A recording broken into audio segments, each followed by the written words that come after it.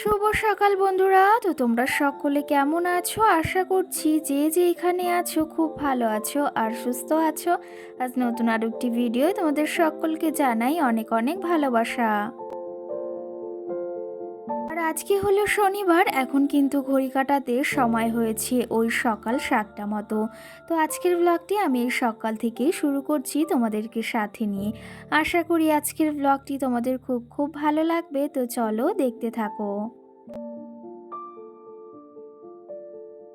সকালে ঘুম থেকে উঠে সমস্ত কাজবাজ কিন্তু রোজকারের মতো সেরে নিয়েছি, এদিকে স্নানটাও সেরে নিয়েছি। আর আজকে না শাড়ি পরেছি, দেখো এইদিকে এখন ওই যে শাড়ির বলেছিলাম না পিকো করতে হবে, সঙ্গে ওই যে ফলস পার লাগাতে হবে, তার জন্য একটা কাকিমাকে বলেছিলাম, তো তার জায়ের কাছে দিতে যাবে এখন। তো কাকিমাই নিয়ে যাবে, ওনাকে এই যে শাড়িগুলো আমি বের করে দিচ্ছি। তোমাদের কিন্তু এখনও আমার পুজোর শাড়ি দেখানো হয়নি, দুটো দেখিয়েছি, আরও রয়েছে, সেগুলো ভেবেছি তোমাদের সঙ্গে পরে একটা ভিডিওতে শেয়ার করব। আর এই যে দেখতে দেখতেই কিন্তু পুজো চলে এসেছে। পুজোর আর কটা দিন বাকি বলো? এই যে দেখতে দেখতে আবার কোন সময় যে পুজো দিনগুলো পেরিয়ে যাবে সেটাই জানা যায় না। পুজো আসার আগটাতে কিন্তু বেশ আনন্দ, বেশ মজা থাকে, অনেকটা থাকে যে এটা কিনতে হবে, সঙ্গে পুজো এখানে ঘুরতে যাব, ওখানে যাব, অনেকটা মজা জমে থাকে। আর সঙ্গে কিন্তু পুজোতে সবার নতুন নতুন ড্রেস, সঙ্গে এখানে ঘুরতে যাওয়া তো রয়েছেই। তো তেমনই আমারও প্ল্যানিং আছে, মানে প্ল্যানিং বলতে তোমাদের দাদা ভাইয়ের সঙ্গে একদিন ঘুরতে যাওয়ার তো অবশ্যই প্ল্যান রয়েছে, আর তার পাশাপাশি বাবার বাড়িতেও যেতে হবে। সব মিলিয়ে সব জায়গায় ভেবেছি একটু একটু করে ঘুরবো। তো দেখি কতদূর কি তোমাদের সঙ্গে শেয়ার করতে পারি। তো এই যে সকালে তো স্নান করে নিয়েছি, তারপরে শাড়িটা দিয়ে মানে কাকিমাকে দিয়ে দিলাম পিকো করার জন্য, মানে ফলস পাড় লাগানোর জন্য। তারপরে এখন নিজে একটু এই যে চুলটা আঁচড়ে নিচ্ছি। চুলটা আগের দিন ক্লিপ দিয়েছিলাম, তার জন্য একটু ভাঁজ হয়ে রয়েছে। আর ভিজা চুলে একটু ক্লিপ দিলে না চুলগুলো একটু ভাঁজ হয়ে যায়, আর সেটা দেখতে একটু বেশ খারাপ লাগে। তো যাই হোক, এখন আমি একটু রেডি হয়ে নিয়েছি, আবার যাব রান্নাঘরের দিকে। তো চলো তবে এই যে তো নিজে একটু রেডি হয়ে নিয়েছি, আজকে শাড়ি পরেছি, কেমন লাগছে অবশ্যই কিন্তু একটা কমেন্ট করে জানিও। বেশ কটা দিন পরে কিন্তু আবার শাড়িটা পরেছি, তোমাদের একটু ফুল লুকটা দেখিয়ে দিচ্ছি।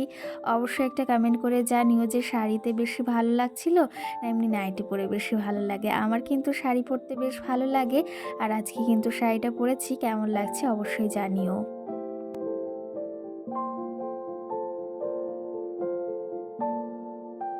আজকে হচ্ছে শনিবার, তো শনিবারে আজকে ভেবেছি একটু মাম্মামকে নিয়ে ভেবেছিলাম প্রথমেই চুল কাটাতে যাব, কিন্তু যেহেতু আজকে শনিবার সেহেতু হবে না, আর রবিবার ওর জন্মবার সেহেতু রবিবার দিনটাও হবে না। তো দেখি কবে ওর চুলটা কাটানো যাক, আর পুজোর তো কয়েকটা দিনই রয়েছে। তো ভেবেছি যদি মানে দোকানে না নিয়ে যেতে পারি তাহলে আমি নিজেই কেটে দেব, কারণ নিজে একটু জানি, সেহেতু ভেবেছি মাম্মামকে আমি কেটে দেবো চুলটা।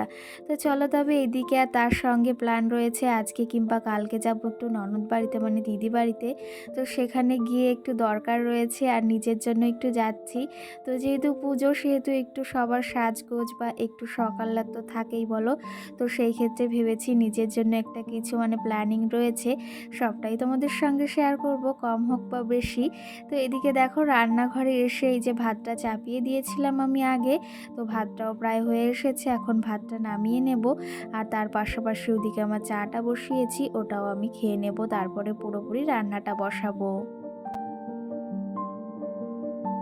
এদিকে আমি ভাতটা ওই যে ফ্যান ঝরাতে দিয়ে এসে চাটাও নামিয়ে রেখে এসেছি। আর এখন আমি সোজা চলে এসেছি ফুল তুলতে, কারণ এই যে সকাল সকাল ঠাকুর পুজোটা দিতে হবে। আর আজকে না গাছে ফুল রয়েছে, এ কটা দিন গাছে একটাও ফুল ছিল না, আজকে তাও বেশ কটা ফুল রয়েছে, আর গাছের ফুল দিয়ে পুজো দিতে বেশ ভালো লাগে। আর সঙ্গে কিন্তু পাশে ওই যে বললাম না যে কাকিমাকে আমি শাড়ির ফলস লাগাতে দিয়েছি, সেই কাকিমাদের বাড়িতেও গাছে 3-4টে ফুল রয়েছে, বললো বৌমা নিয়ে এসো। তো সেখানেও এই যে এসেছি, দেখো এই গাছের জবা ফুলগুলো কিন্তু বেশ ভালো। আমিও না এরকম একটা জবা ফুল লাগিয়েছি গাছ, কিন্তু সেটার কালারটা অন্যরকম, কিন্তু ফুলটা প্রায় এরকমই। তো এই ফুলগুলো আমার বেশ ভালো লাগে, কারণ কি জানো তো, ফুলগুলো অনেকটা বড়, আর মানে একটা ফুল দিলেই মানে একটা সাজি প্রায় দেখো ভর্তি হয়ে যায়, আর দেখতেও কিন্তু বেশ ভালো লাগে। তো চলো তবে ফুল তোলা কমপ্লিট হয়ে গেছে, এখন চলো ঠাকুর পুজোটা দিয়ে নিই। কি জানো তো, বিয়ের পর থেকে এই যে শ্বশুরবাড়িতে এসে সকাল সকাল কিন্তু এই অভ্যাসগুলো মেনে চলি। আর মেনে চলি বলেই কিন্তু সংসারে সুখ আহ্লাদ বা সুখ শান্তি বজায় থাকে। সেটা হচ্ছে এই যে রোজ সকালে স্নান করে আগে ঠাকুর পুজোটা দিই। কারণ জানো তো, এই অভ্যাসগুলো মেনে চললে সংসারে কিন্তু অনেকটা আয় উন্নতিও হয়। আর এটা আমি কিন্তু বিয়ের পর থেকেই মেনে আসছি, যে সকালে উঠে বাসি কাজ মানে সমস্ত কাজ বাজ সেরে তারপরে স্নান করে ঠাকুর পুজোটা দেওয়া।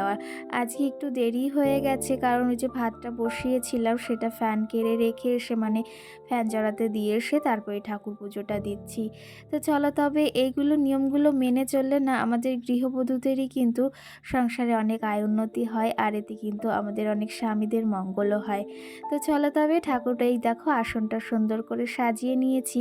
আমার তো কিন্তু বেশ ভালো লাগছে, কারণ আমি ঠাকুরকে অনেক ফুল দিয়ে সাজিয়ে না পুজো দিতে ভীষণ ভালোবাসি কিন্তু।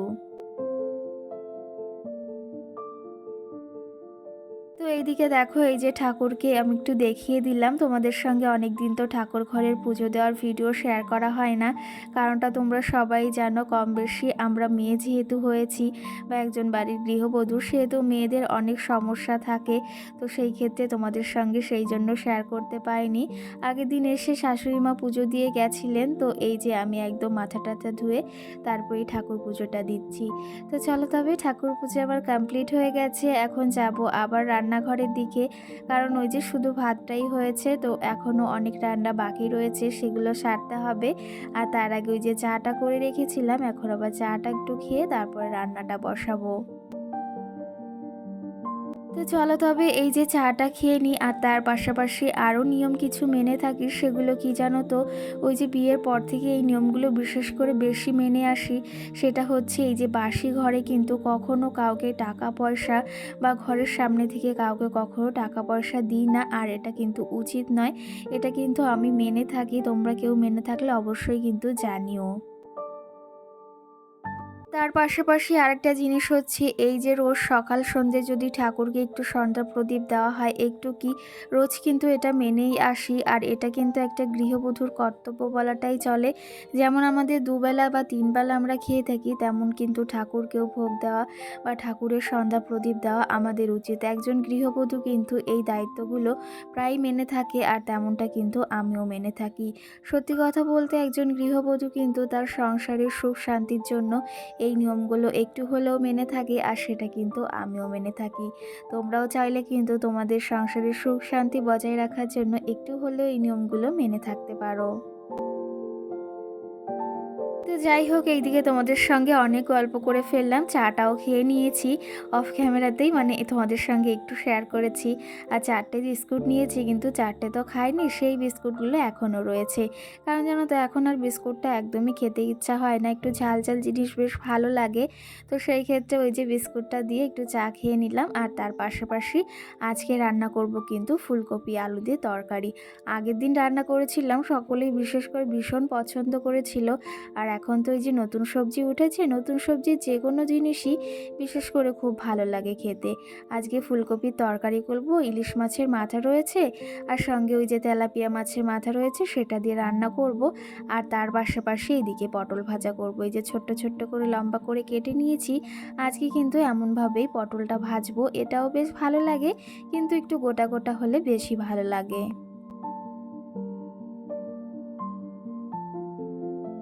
তো চলো, তবে এদিকে রান্না বাড়া সারি, আর পটলগুলোকেও কেটে নিয়েছি, পটলগুলোকেও ভাজা বসাবো। মাম্মাম সোনাও ঘুম থেকে উঠে গেছে ওইদিকে, ওকে আবার খাওয়াতে হবে, রেডি করাতে হবে, মানে সকালে উঠে তো একটু রেডি করিয়ে দিই, তো ওকে একটু ফ্রেশ করাতে হবে। আর এদিকে এই যে তরকারিটা প্রায় হয়ে এলো। তো চলো, তবে এইদিকে রান্না হতে হতে তোমাদের কিছু কমেন্ট জমে রয়েছে। আগের দিনের ভিডিওতে কোনো কমেন্টেরই রিপ্লাই দিতে পারিনি, তো আজকে চেষ্টা করব তোমাদের কিছু কমেন্টের রিপ্লাই দেওয়ার। কালকের ভিডিওতে রিম্পা দে নামে আমাকে একটা দিদিভাই বা বোনও কমেন্ট করেছে যে তুমি কোন ফোন দিয়ে ভিডিও করো। তো আমি কিন্তু রিয়েলমি 10 Pro 5G দিয়ে মানে ভিডিও করি। আমার এই মোবাইলটা দিয়ে কিন্তু আমি সমস্ত ভিডিওই করে থাকি। আর এই মোবাইলটা কিন্তু আমি বেশ কটা দিন কিনেছি, ওই 2 বছর মতো হতেই এলো। তো মোবাইলের মানে ভিডিও কোয়ালিটিটা আমার ভীষণই ভালো লাগে। তোমাদের কেমন লাগে অবশ্যই কিন্তু জানিও। সঙ্গে সাথী নামে একটা দিদিভাই বা বোনও আমাকে কমেন্ট করেছে, তুমি আমার কমেন্টের রিপ্লাই করো না জন্য তোমাকে কোনো কমেন্ট করি না। তো সেই ক্ষেত্রে কি জানো তো, সব কমেন্টে সবসময় তো রিপ্লাই দিতে পারি না। তোমার যদি কোনো প্রশ্ন থেকে থাকে অবশ্যই কমেন্ট করে জানিও, পরবর্তী ভিডিওতে কিন্তু অবশ্যই নেওয়ার চেষ্টা করব তোমার নামটা আর তোমার কমেন্টটা। আর তোমাদের কমেন্ট প্রত্যেকেরই আমি কিন্তু পড়ার চেষ্টা করি, কিন্তু মাঝে মাঝে যদি ভুলে যাই কিংবা মনেও থাকে না, অনেক অনেক কমেন্ট কিন্তু এরকম জমেও রয়েছে, সেগুলো রিপ্লাই দেওয়া হয় না। তো সেই ক্ষেত্রে তোমার যদি কিছু জানার থাকে বা আমার কোনো ভুল ত্রুটি হয়ে থাকে অবশ্যই ক্ষমা করে দিও। আর এই যে আজকের ভিডিওতে তোমার নামটা নিয়েছি কিন্তু। সঙ্গে আমাকে আরেকটা বোনু বা দিদি কমেন্ট করেছে, মাম্মাও সোনা তোমার সঙ্গে কি সুন্দর করে গল্প করলো। ওরকমই কিন্তু সারাটা দিন আমার সঙ্গে গল্প করে, আর ওর যে কত গল্পর কিন্তু সারাটা দিন শেষই হয় না। এরকম করেই কিন্তু একটা মা একটা মেয়ের সঙ্গে মেশা উচিত, তার সমস্ত সুখ দুঃখের কথা। এখন যেহেতু ছোট, এত সুন্দরভাবে গল্প বলে, আর সত্যি কথা বলতে আমার মেয়ের সঙ্গে আমি এমনভাবেই মিশি যে ও সমস্তটা আমাকে বলতে পারে, আর পরবর্তীতে হয়তো এরকম বড় হলেও আমার সঙ্গে গল্প করবে, এটাই আশা করি। একটা মা হয়েছি যখন, তার মেয়ের সমস্ত দায়িত্ব কিন্তু আমার। কি করছো মা? কি বানিয়েছো? তাই? উরি, সত্যিই তো বন্দুক হয়েছে। খুব সুন্দর হয়েছে মা। ভেঙে গেল? ঠিক করো ঠিক করো, তুমি তো পারো। আমি করব। দাঁড়াও।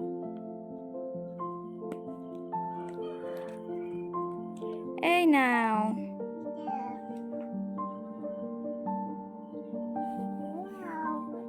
সুন্দর হয়েছে। দেখি বন্দুক করো তো, গুলি করো তো।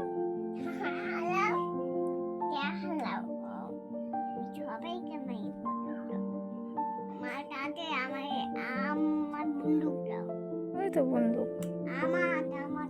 তোমার বন্দুক দেব। ইয়েস পাপা।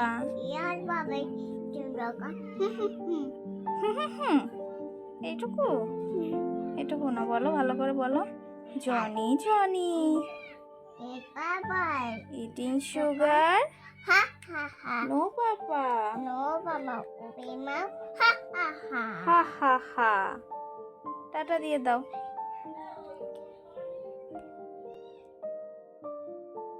আর এদিকে কিন্তু মামাও শোনা তোমাদের অনেক গল্পও শোনালো, আর এরকম কিন্তু রোজই আমাকে গল্প শোনায়। আর আরেকজন আমাকে কমেন্ট করেছে, দিদি ভাই তোমার ঘরটা রং করলে আরও বেশি ভালো লাগবে। অবশ্যই চেষ্টা করব, তোমাদের ভালোবাসা থাকলে একদিন না একদিন অবশ্যই হবে।